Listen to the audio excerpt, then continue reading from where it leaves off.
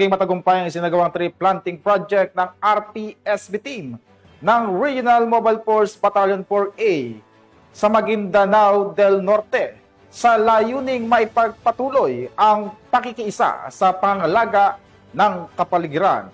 Ang magandang balitang hatid ni Patrolwoman Judy Ann Alibo.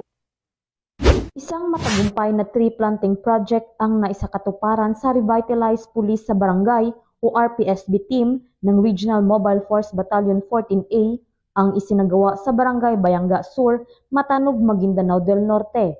Nito lamang ika-31 ng Agosto taong kasalukuyan.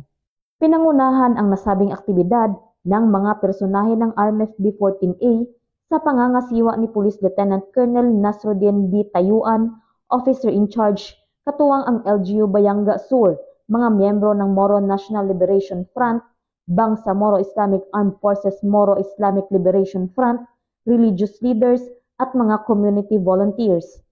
May kabuang 450 seedlings ang naitanim sa naturang aktibidad na binubuo ng 200 seedlings ng mahogani, 200 seedlings ng nara at 50 seedlings ng kape bilang bahagi ng advokasya para sa pangangalaga ng kalikasan at pagpapanumbalik ng kalusugan ng mga ilog at kapaligiran.